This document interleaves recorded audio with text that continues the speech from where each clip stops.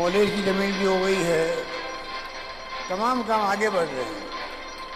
आज कुछ कारणों से मेडिकल कॉलेज का शिलान्यास नहीं हो पाया, तो आप कल्पना करो जब से अशोक चांदना आए हैं तब से पहली बार ऐसा माहौल बना है, हिंदोली में एक के बाद एक घोषणाएं हो रही है।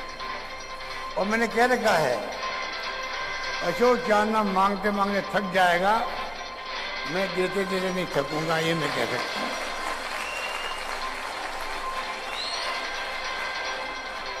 और ये वित्तीय प्रबंधन का करिश्मा ही है कि बजट में पेश करता हूँ, उसमें स्कूलों के ज्ञान मिल जाता है, प्राइमरी से मिडल, मिडल से सेकेंडरी, अब तो सेकेंडरी हटाई दी हमने, सीनियर सेकेंडरी स्कूल जितनी सेकेंडरी स्कूल थी राजस्थान में सबको हमने सीनियर सेकेंडरी बना दी एक साथ, एक कलम से। कॉलेज हमने 60-70 साल में 250 कॉलेज खुली थी राजस्थान में, हमने आपके आशीर्वाद से इन 3 साल में 211 कॉलेज खोली है। उसमें 94 कॉलेज जो है 94 वो लड़कियों की है। और मैंने कह दिया, मेरी माता बहनें बैठी हुई है, आज लड़कियां आगे निकल रही है। जितने लड़के पढ़ते हैं कॉलेज में उससे ज़्यादा आपको जान के खुशी होगी, पूरे प्रदेश के अंदर लड़कियों की संख्या ज़्यादा हो गई है। तो हमने कह दिया जहाँ 500 लड़कियाँ पढ़ेगी स्कूल के अंदर, उस स्कूल को कॉलेज बना दिया जाएगा, ये मैंने घोषणा कर रखी है।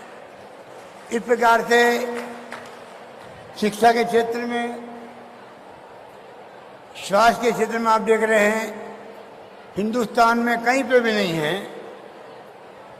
आपका इलाज चिरंजीवी योजना लाए हैं। पिछली बार जब हमारी सरकार थी तो हमने फ्री दवाइयाँ शुरू करी थी। अब तो हमने वो काम किया है जिसका हिंदुस्तान में किसी राज्य में नहीं है, बल्कि दुनिया के अंदर कीर्तिमान बनेगा। पूरा इलाज, आपका पूरा इलाज, चाहे आप ओपीडी में जाओ और चाहे भर्ती होने के लिए जाओ, पूरा इलाज आपका निःशुल्क होने लग गया, फ्री होने लग गया है। नंबर 1, बीमा हमने किया है प्रति परिवार का। पहले 5 लाख आता भी पड़ता थी, बताया आपको, अब 10 लाख का कर दिया बीमा। नंबर 2 और नंबर 3, ये जो मंत्री जी कहते हैं बार बार, ये अधिकांश लोगों को मालूम नहीं है। आप यहाँ जिसमें बैठे हुए हो तो मैं मान के चलता हूँ भी सीपी जोशी जी आए थे, नाम पुकारा, तमाम महिला ताली बजा रही थी, तो मुझे लगा कि यहाँ महिलाएं बड़ी जागरूक लगती है, हिंडोली के अंदर हर चीज़ को समझती है। तो मैं कहना चाहूँगा 10 लाख के बीमे की बात अलग है, उसके अलावा भगवान करे कोई एक्सीडेंट नहीं हो, पर अगर कोई खुदा न खास्ता एक्सीडेंट हो जाता, मर जाता कोई व्यक्ति, तो उस चिरंजीवी योजना के साथ में 5 लाख का बीमा भी कर दिया है दुर्घटना का। अभी लोग कहीं डूब गए पानी के अंदर, बरसात में एक्सीडेंट में मर जाता आदमी, तो 5 लाख रुपए उसको मिलते हैं इस योजना के अंतर्गत। और इससे बड़ी बात यह है, किडनी हो ट्रांसप्लांट, लीवर ट्रांसप्लांट हो, ऑर्गन ट्रांसप्लांट हो, कोक्लियर ट्रांसप्लांट हो, इन सब में खर्चे 15 लाख 20 लाख भी आते हैं। आपको जान के खुशी होगी 10 लाख का बीमा जो परिवार का है वो अलग रहेगा। उसके अलावा सरकार अपने खर्चे से आपका इलाज किडनी का या चाहे लीवर का हो, ऑर्गन ट्रांसप्लांट का हो, वो इलाज भी पूरे सरकारी पैसे कराया जाएगा। ये मैं आपको निवेदन करना चाहता हूँ। इसके माने हुए पूरा इलाज जो है अब वो आपका पूरी तरह फ्री होने लग गया है। ये मैं समझता हूँ कि ऐसा हिंदुस्तान में कहीं नहीं हो सकता है। जो राजस्थान में हुआ है। अभी तक भी 2-4 हार्ट ट्रांसप्लांट भी हो गए हैं, किडनी के भी हो गए हैं, इस प्रकार भी होने लग गए हैं। और करीब 2200 करोड़ रुपए अभी तक, आपको जान के खुशी होगी, 2200 करोड़ के इलाज अभी तक सरकार ने लोगों को करवा दिए गए हैं। आप कल्पना कीजिए, अगर योजना नहीं होती तो 2200 करोड़ रुपए सरकार को खर्च करने पड़ते। उसकी बजाय अब आपके 2200 करोड़ की बचत हो गई। इस प्रकार से एक शानदार योजना राजस्थान में लागू की गई है। अब जरूरत इस बात की है, समाज में कई गरीब आदमी हैं, अनपढ़ आदमी भी होते हैं, और भी तकलीफ होती है घरों के अंदर, उन तक बात पहुंचती नहीं है। जानकारी के अभाव में वो आदमी वंचित रह जाता है। तो मैं आपसे हाथ जोड़ के निवेदन करूंगा, कृपया आप ऐसे लोगों का ध्यान रखें जिसने चिरंजीवी योजना का कार्ड नहीं बनवाया है, खाली कार्ड बनवाना है। अधिकांश लोगों का फ्री के अंदर है, निःशुल्क है, इनकम टैक्स वालों का, और कुछ लोगों का सिर्फ 850 रुपये देने पड़ते हैं उसको। उससे आपका 10 लाख का बीमा, 5 लाख का दुर्घटना का बीमा, और जो बीमारियाँ बड़ी बड़ी बताई मैंने आपको, उन सब का इलाज आपके लिए पूरी तरह फ्री होगा। इतनी बड़ी योजना हम लोगों ने लागू की है, ये मैं आपको निवेदन करना चाहता हूँ।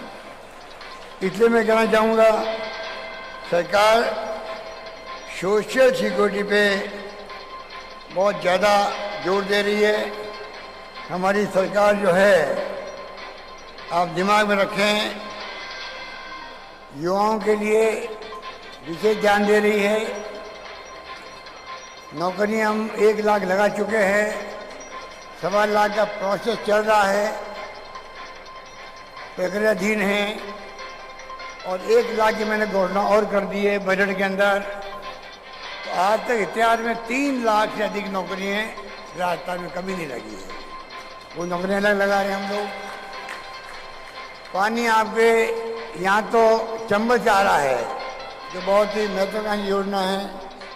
आप सोच सकते हो कि एक क्षेत्र के लिए लगभग हिंडोली और नैनवा, उसके लिए आपके लगभग 1000 करोड़ रुपया अशोक चांदना जी ने जिस प्रकार से योजना बनवाई, पीछे पड़े रहे, टेंडर भी हो गए, टेंडर खुल भी गए, वर्क ऑर्डर भी दे दिए, और काम शुरू होने की स्थिति बन गई। ये एक जागरूक विधायक जो होता है, उसकी पहचान होती है कि वो किस प्रकार से अपने क्षेत्र की विकास की बात करें, लोगों के सुख दुख में भागीदार बने, लोगों के बीच में रहें, सरकारी योजना का लाभ कैसे पहुंचे हर घर में, उसका ध्यान रखें। मैं समझता हूँ ये हम सबका कर्तव्य बनता है, जो आपका लोकप्रिय विधायक पूरी तरह निभा रहा है। हमने कहा सोशल सिक्योरिटी की बात मैं करूँ आपसे। आज हमने नरेगा में 100 दिन का काम, भारत सरकार जो सोनिया गांधी जी और डॉक्टर मनमोहन जी थे, तब नरेगा बन के आई थी। बहुत ही ऐतिहासिक काम हुए थे यूपी गवर्नमेंट में। सरकार चली गई अलग बात है, लोकतंत्र है ये, पर नरेगा कानून बना के देना 100 दिन का काम बहुत बड़ी उपलब्धि है ये। आज अकाल सूखा पड़ता है तो चिंता नहीं करते लोग। अब 100 दिन के बजाय 25 दिन का खर्चा स्टेट गवर्नमेंट देगी, वो हमने फैसला कर दिया। नगर पालिका में हिंदुस्तान में छोटे मोटे रूप में 1-2 राज्यों में है। हमने 100 दिन का रोजगार शहरों के अंदर भी, नगर पालिकाओं के अंदर भी हमने देने का घोषणा कर दी है, गाइडलाइन बन गई है, जल्दी काम शुरू होने जा रहे हैं। ये सब सोशल सिक्योरिटी है। ये किसानों को अलग बजट पेश किया मैंने, अलग बजट हिंदुस्तान में सबसे पहले मैंने घोषणा करी थी, किसानों के लिए तवज्जो देने के लिए अलग बजट बनाए जाए। बनाया हमने। कई छूटें दी हमने, खाद टाइम पे मिले आपको, बीज दवाइयाँ टाइम पे मिले, 1000 रुपये प्रति माह दे रहे हैं आपको, 12,000 एक साल के मिल रहे हैं। उससे करीब 7 लाख लोगों के तो बिजली का बिल ही नहीं आ रहा है। ऊपर जब हमने घरों में 50 यूनिट तक समाप्त कर दिया बिल, आपको जान के खुशी होगी, सब मिला के करीब 45 लाख ऐसे परिवार हो गए राजस्थान में जिनके 0 बिल आ रहा है, 1 रुपये का बिल भी नहीं आ रहा है। और 20 लाख लोग ऐसे हैं जिनके 300 से कम रुपए का बिल आ रहा है। इस प्रकार से पूरा उनके पे ध्यान दे रहे हैं हम लोग। तो कहने का तात्पर्य यह है, अब आप मेरे कई बुजुर्ग बैठे होंगे, हमने जो पेंशन योजना चलाई है 90 लाख लोगों को, बुजुर्गों को, पत्नी को 750 रुपये 500 रुपये पेंशन मिलती है, विधवाओं को मिलती है, निश्चित जनों को मिल रही है। 90 लाख लोगों को, कल्पना कीजिए, पहले 14 लाख थी ये पेंशन, कई शर्तें थी। पिछली बार मैं जब मुख्यमंत्री था आपके आशीर्वाद से 12-13 में मैंने ये सब शर्तें हटा दी। उस वक्त 70 लाख पहुंच गए थे, आज 90 लाख पहुंच गए। हम पेंशन दे रहे हैं। और भी मैं कहना चाहूँगा, कोई छूट गया है या उस कैटेगरी में आ रहा हो, बुजुर्ग बन रहा हो, तो आप कलेक्टर के यहाँ पर अप्लाई कीजिए। मैं कलेक्टर को कह के जाऊँगा, कोई व्यक्ति दिव्यांग हो, निःशक्तजन हो, बुजुर्ग महिला या पुरुष हो, आपकी तरफ से विधवा बहन हो, उनको पेंशन मिलनी चाहिए। कोई भी छूटे नहीं आपके क्षेत्र में। ये सुनिश्चित करने का काम जिला प्रशासन का रहेगा, ये मैं आपको निवेदन करना चाहता हूँ। इस प्रकार से हम लोगों ने कई फैसले किए थे और उन फैसलों को हम लोग लगातार करते हैं और साथ में इम्प्लीमेंट भी करते हैं। अशोक चांदना जी खुद मंत्री है। अब गांव-गांव में ग्रामीण ओलंपिक खेलों का आयोजन हो रहा है, आपने सुना होगा। अभी तक 29 लाख लोगों ने अपना नाम लिखवा दिया है। कोई उम्र नहीं रोगियों के अंदर, कोई उम्र नहीं है।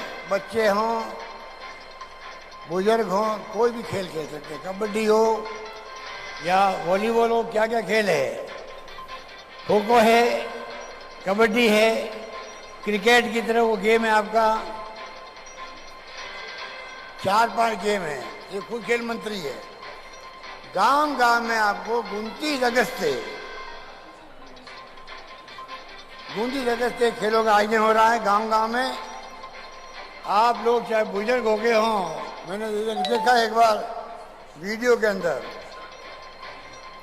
80 साल के बुजुर्ग की हेल्थ अच्छी है, वो कबड्डी खेल रहे थे। तो आप सोचिएगा, सरकार पूरे राजस्थान के अंदर खेलों का माहौल बनाने के लिए ग्रामीण ओलंपिक का आयोजन करने जा रही है। नंबर 1, अशोक चांदना ने मुझसे बात करके वजीफा बढ़वा दिया खिलाड़ियों का, कोच का, जो ओलंपिक में, कॉमनवेल्थ में, एशिया में जीतते हैं, जाते हैं, भाग लेते हैं, उनके लिए 3 करोड़, 2 करोड़, 1 करोड़ रुपये इनाम करवा दिए इसने। और साथ में नौकरी लगती है सब तरह की। उसमें DYSP रैंक तक के ऑफिसर लगते हैं आपके, CO या DYSP रैंक के ऑफिसर लगते हैं। आप सोचिएगा, स्टेट गवर्नमेंट खेलों को भी बहुत ज़्यादा तवज्जो दे रही है। मैं निवेदन आपसे करना चाह रहा था। इस प्रकार से अगला बजट मैंने कहा अशोक को युवा और छात्रों को समर्पित होगा। अब ये इसके ऊपर है, पूरे राजस्थान के अंदर आम जनता हो, चाहे युवा हो या छात्र हो, उनसे ये इस प्रकार से मैसेज देंगे जिससे कि उनकी मांग क्या है, वो क्या सोचते हैं। स्टेट गवर्नमेंट से क्या अपेक्षा करते हैं तो बताएंगे। अगले बजट में मैं चाहूँगा उनके लिए मेरी कलम से क्या हो सकता है वो करने का मैं पूरा प्रयास करूँगा, ये मैं निवेदन करना चाहता हूँ। इस प्रकार से युवाओं के लिए, क्योंकि कोरोना आ गया था तो कोरोना के अंदर कई लोगों को तकलीफ हुई, बाहर नहीं निकल पाए, उनके काम नहीं हो पाए, पढ़ाई नहीं हो पाई। तो मैंने अभी सोचा यहाँ आने के पहले मैं 2 घोषणा करके आऊँगा हिंडोली के अंदर। 2 तो वो हो गई, 2 अभी अशोक जान ने और दे दी मेरे को, तो 4 हो गए। उसके अंदर 2 घोषणा मेरी ये थी, एक तो जो लाखों बच्चे बैठ रहे हैं एग्जाम में, रीट के अंदर बैठ रहे हैं, टीचर थे, पटवारी, तो कल परसों ही 5,500 पटवारियों का परिणाम आया है, जल्दी लगने वाले वो लोग। परंतु लाखों लोगों का काम चल रहा है, 1.25 लाख लोग परीक्षा में चल रहे हैं। अब और एप्लीकेशन मांगी जाएगी, तो मैंने कहा कि कम से कम कोरोना में तकलीफ लोगों ने पाई है तो नौजवानों को 2 साल की छूट मिलेगी भाग लेने के लिए एग्जाम के अंदर, जिससे कि अगर कोई ओवर एज हो गया है उसको उसका फायदा मिल सकेगा। एक मैं और सोचा कि बद्रीनाथ केदारनाथ में आपको मालूम है बहुत भयंकर बाढ़ और तूफान और भूस्खलन हो गया था 8-9 साल पहले, बहुत भयंकर हुआ था। मैं 5-6 दिन गया वहाँ देहरादून के अंदर सेवा करने के लिए, ऋषिकेश, हरिद्वार, क्या सीन था, देख नहीं सकते थे आप, इतने लोग मारे गए थे, बह गए लोग, बाग पहाड़ के पार बह गए, घर के घर बह गए बद्रीनाथ केदारनाथ के अंदर। राजस्थान के करीब 511 लोग बह गए थे उस वक्त में, राजस्थान के। उस वक्त मैंने घोषणा करी थी सबके परिवार में जो व्यक्ति होगा नौकरी लायक उन सबको सरकार नौकरी देगी। मुझे इस बात का दुख है, हमने 5 नौकरी लगा भी दी थी, सरकार बदल गई, सरकार बदलते ही हमारी योजना को बंद कर दिया और जिनकी नौकरी लगी हुई थी उनको भी नौकरी से निकाल दिया। आज मैं पुनः घोषणा कर रहा हूँ तमाम उन लोगों को जो एलिजिबल है उन तमाम को नौकरी दी जाएगी सरकार की, ये मैं घोषणा करना चाहता हूँ इस मुबारक मौके पर। बाकी तो अशोक चांदना ने जो बताया है, एक तो बात इसने करी है, सड़क की बात करी है और ITI का नाम रखने की बात करी है डॉक्टर अम्बेडकर साहब के नाम से। हिंडोली मंडी का नाम रघुनाथ जी मीणा जी के नाम पे करने की बात इसने करी है।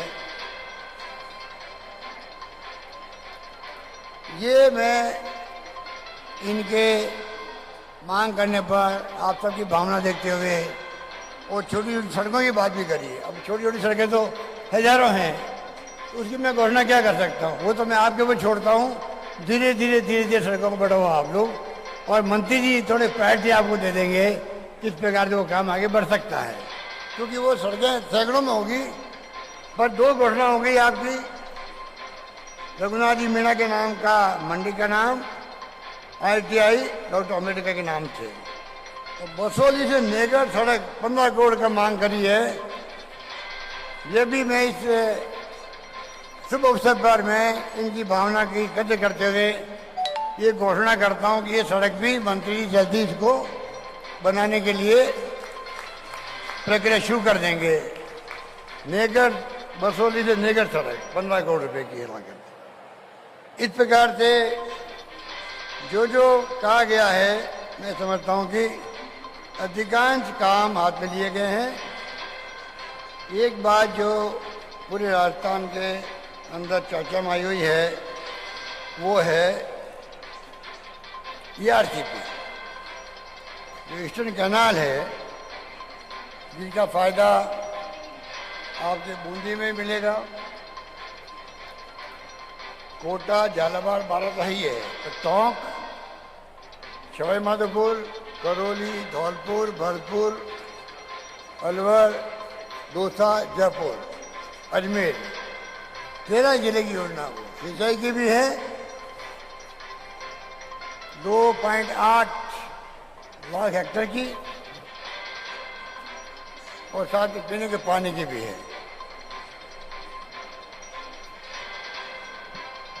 हमने मांग की है प्रधानमंत्री जी से, इसको आप राष्ट्रीय परियोजना घोषित करो। उन्होंने जयपुर में और अजमेर के अंदर चुनाव के पहले जो उन्होंने खुद ने विस्तार से सब चीज़ों के नाम लिए, योजना के महत्व को बताया, और तत्कालीन मुख्यमंत्री वसुंधरा जी के लिए कहा, ये आपकी लोकप्रिय मुख्यमंत्री मुझसे मांग कर रही है, तो मैं इसको सकारात्मक दृष्टिकोण से फैसला करूंगा। अब हम उनसे मांग करते हैं, पीछे पड़े हुए हम उनके, जब मौका लगता तो छोड़ते ही नहीं है। प्रधानमंत्री नरेंद्र मोदी जी को याद दिलाते, भाई आपने 2 बार कहा था राष्ट्रीय परियोजना घोषित करने का, जिससे कि टाइम बाउंड ये पूरी हो सके। एक तो 10 साल में पूरी हो और ये 20-25 साल लग जाए, रात दिन का फर्क होता है। मैंने उनको रिक्वेस्ट की है, कृपा करके आप इनको राष्ट्रीय परियोजना घोषित करें।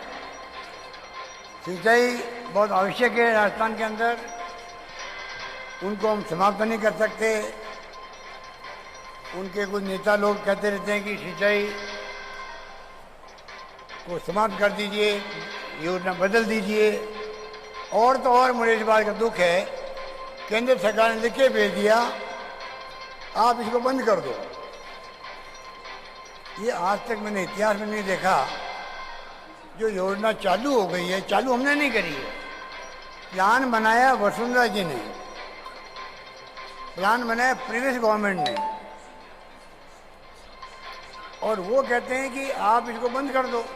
मुझे आश्चर्य होता है, हमारी ये स्कीम आप हमें सरकार में लाते हो, हम लोग स्कीम बनाते हैं, सरकार आती है बीजेपी की, हमारी योजनाओं को बंद कर देते हैं। जैसे हमारे अध्यक्ष जी बैठे हुए हैं, ये जो रेल मंत्री बने थे, तो भीलवाड़ा में कोच फैक्ट्री आ रही थी, coach factory, memo coach factory बंद कर दी उन्होंने। रतलाम से Dungarpur via Banswara rail line थी, आधा फिर हम दे रहे थे, बंद कर दी उन्होंने। रिफाइनरी बन रही थी वहाँ पचपतरा बाड़मेर में, 40,000 करोड़ का प्रोजेक्ट था, वो बंद कर दिया 4-5 साल तक, बाद में शुरू किया। आज उसकी कीमत 40 से बढ़ के 70,000 करोड़ हो गई इसकी कीमत। तो मैं पूछना चाहता हूँ इन लोगों से, आप बंद क्यों करते हो? अब ERCP है, इसके लिए हमें कहा जा रहा है आप इसको बंद कर दो। आपके यहाँ नवनेरा में बांध बन रहा है, रामनाथ जी के वहाँ पर नवनेरा ही है ना, बांध जो बन रहा है। अब बताइए, काम चल रहा है,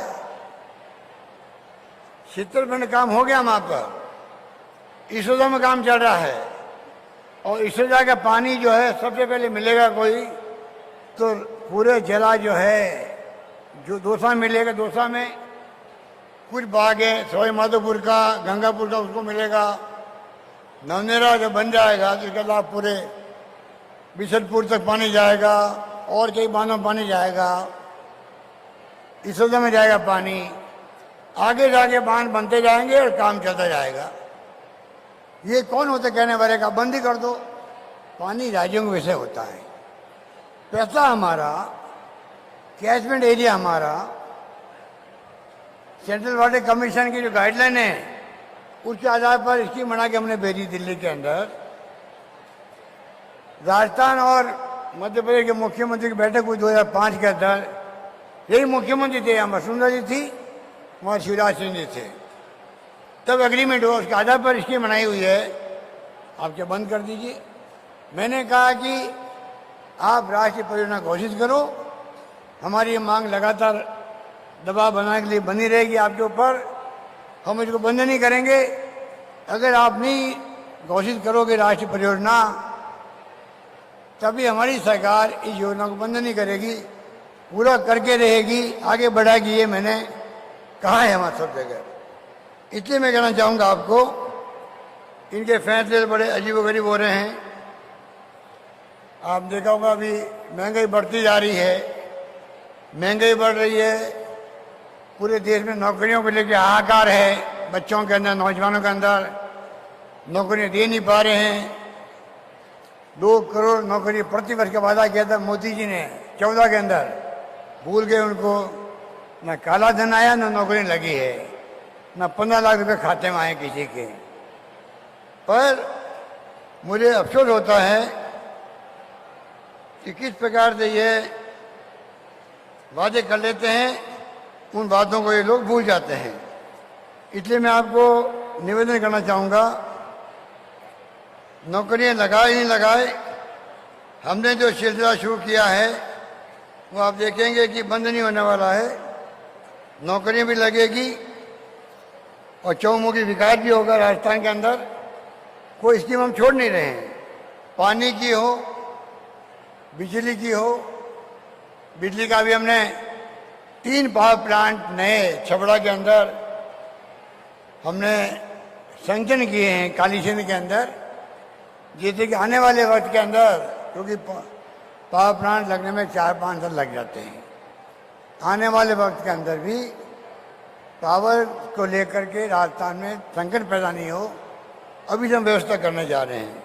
इस प्रकार से मैंने आपको कहा कि सरकार की तरफ से पूरी तैयारी है कि पानी की हो ना हो, चाहे बिजली की हो, चाहे वो शिक्षा की हो, चाहे स्वास्थ्य सेवाएं हो, चाहे सोशल सिक्योरिटी हो, सब दिशा में हमारी सरकार तेज गति से काम कर रही है। और मैं उम्मीद करता हूं कि आने वाले वक्त के अंदर हम सब मिलकर के कोई कमी नहीं रखेंगे। एक बात कह के मैं अपनी बात समाप्त करूंगा। हमने ये भी तय किया है, चिरंजीवी योजना जो है, जिसके लिए मैंने आपको कहा दवाइयाँ free, test free, CT scan free, MRI free, organ transplant free. ये कभी आपने सुना नहीं होगा। बाहर के प्रदेशों में लोग आते हैं यहाँ इलाज कराने के लिए, ये स्थिति बन गई है। हमने महिलाओं को बनाया है, 1 करोड़ 33 लाख महिलाओं को बनाया है घर का मुखिया।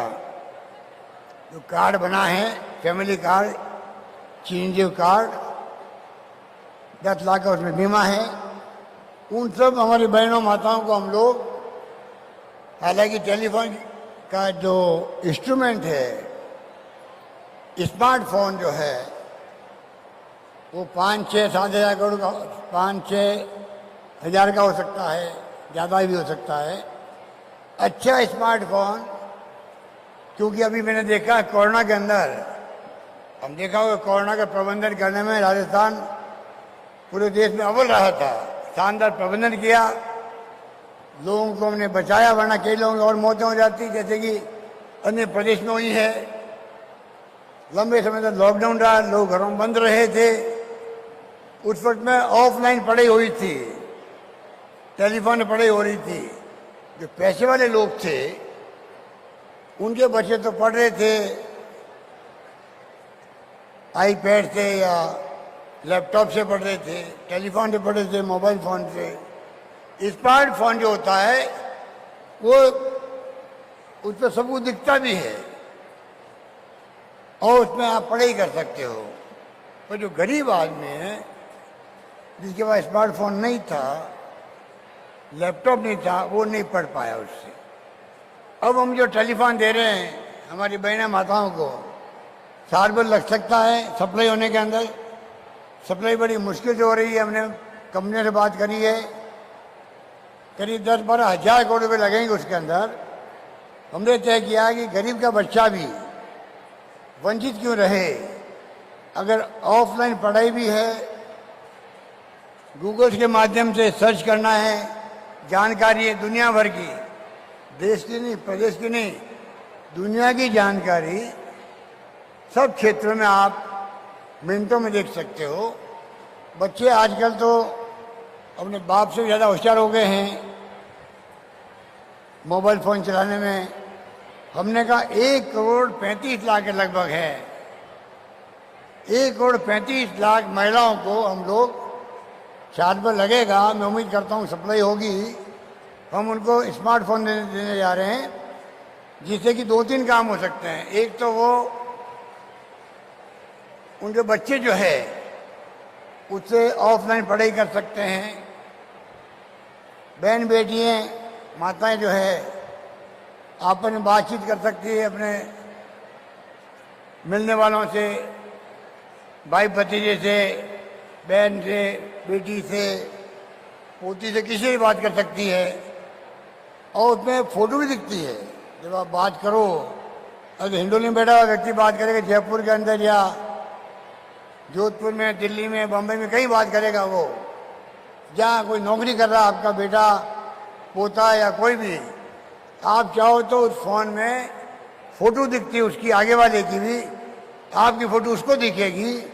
इस प्रकार से स्मार्टफोन जो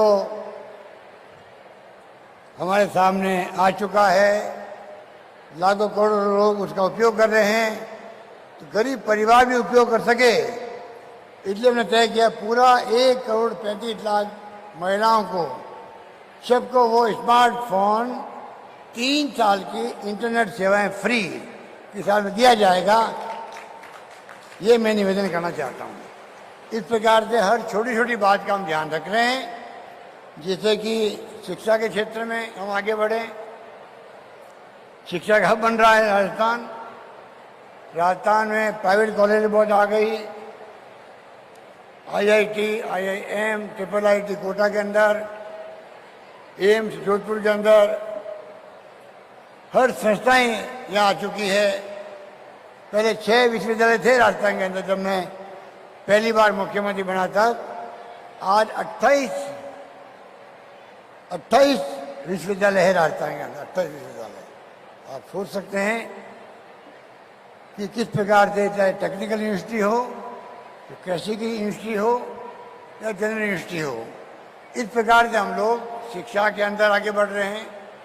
स्वास्थ्य सेवा मैंने आपको बताया, हर जिले में, राजस्थान के 33 में 30 जिले में मेडिकल कॉलेज खुल रही है, सीटें बढ़ रही है और हम सुविधाएं दे रहे हैं उनको अधिक से अधिक। कोरोना में ऑक्सीजन नहीं मिली थी कि उनको तकलीफ हुई, हम उनका ध्यान रख रहे हैं। तो पानी, बिजली, शिक्षा, स्वास्थ्य, सड़कें, सोशल सिक्योरिटी, हर क्षेत्र में आपका प्रदेश आपके आशीर्वाद से प्रगति करे, ये मैं निवेदन करना चाहता हूँ। यही बात करता मैं अपनी बात समाप्त करता हूँ। धन्यवाद। जय हिंद। धन्यवाद।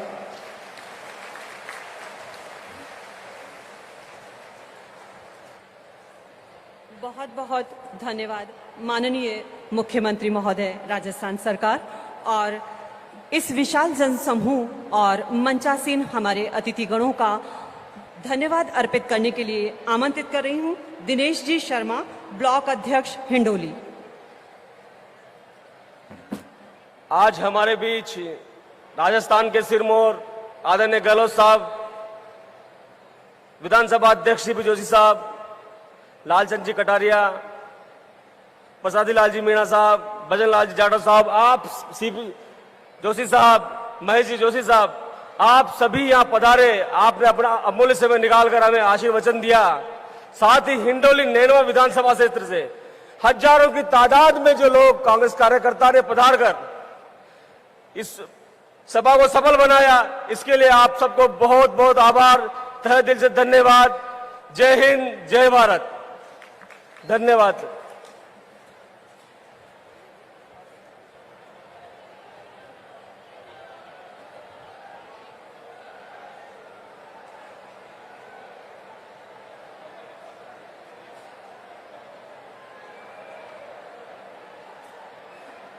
आप सभी का प्यार और अभिवादन करते हुए माननीय मुख्यमंत्री महोदय